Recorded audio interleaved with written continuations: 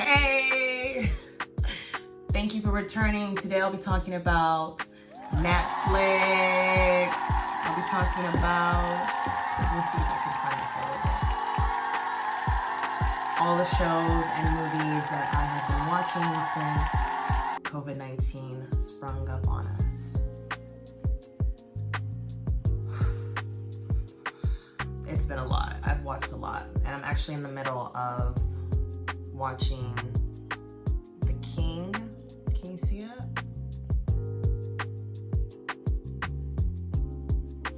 So, I'm going to be talking about what I've been watching. So we'll start with the movies.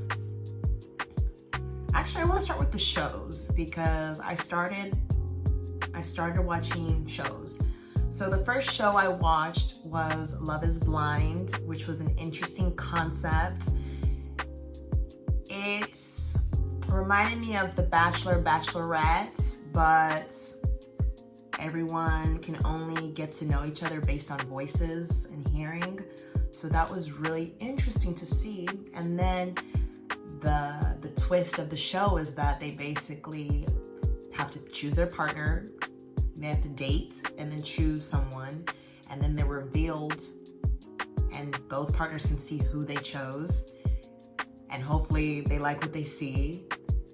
And then they go on a trip and get to put the physical chemistry to test to see if it's there. And then they have to decide if they want to get married. It's a very interesting concept, a very interesting show. So some of the couples will get rejected or did get rejected at the altar, which makes for great reality television. And some don't get rejected and they leave happily ever after. So that was Love is Blind. The next show, I'm looking at my computer. The next show was Tiger King, which was so interesting because it felt like a murder mystery documentary, and Joe Exotic is a very interesting character. He literally carried the show. It's called Tiger King for a reason. But Carole Baskin, I felt as if Carole Baskin and Joe Exotic were the same person, but they just had different approaches to dealing with tigers and helping them breed and helping them live longer lives. And I just felt like as if Carole had better publicity. So the way she went about doing things looked better to audiences. But at the end of the day, they both were trying to do the same thing, but just had different approaches. And I applaud Netflix for the way they told the story, because in this experience, I felt as if the way they told the story trumped what the story was actually about. And then in the end, you're left wondering or left questioning, did it all matter?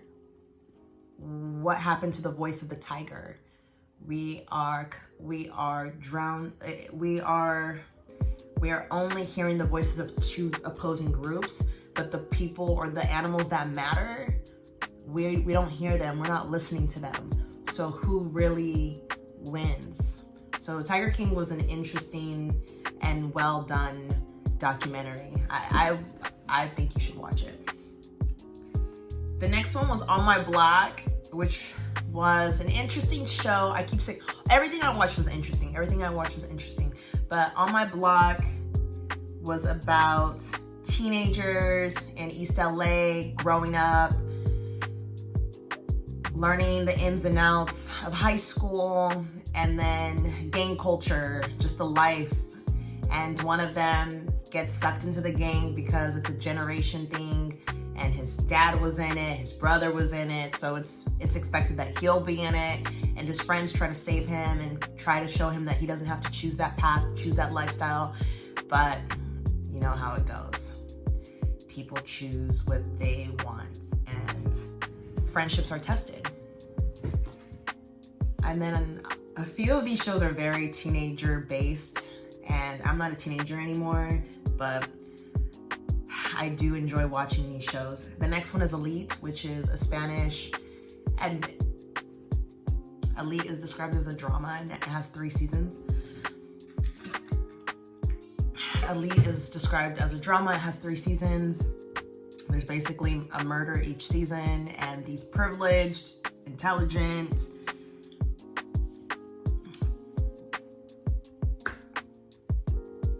hardworking murder detectives, they have to figure out what's going on. So I enjoyed that.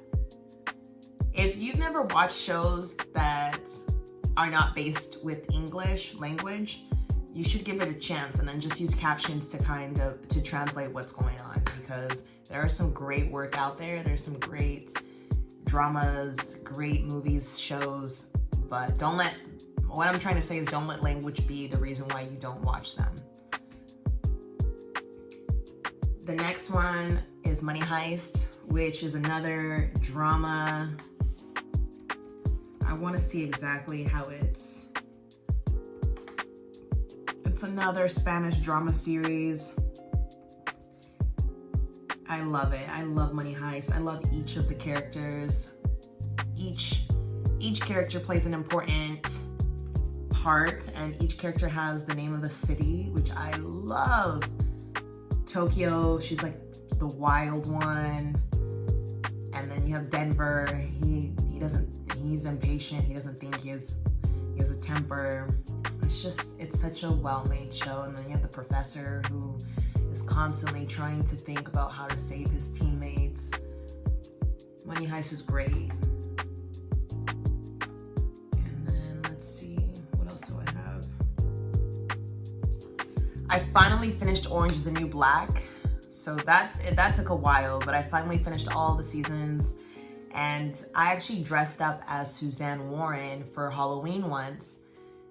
And it was great to see how their stories ended. It was sad to see how some people went in their different directions. But I just watched on the channel The Take, and they did a great explanation of each individual character's stories and their endings and what that meant. Yeah, I think it's great to watch shows because it builds empathy. It builds compassion. I don't know anyone in prison. I don't know anyone who knows someone really in prison, or maybe I do, I just never asked. And it's great to hear these stories because a lot of times it's not fair. Justice is not justice, and people are being locked away or going through horrible conditions that they don't really deserve. And it's a great show that is a reflection of society and what are we doing?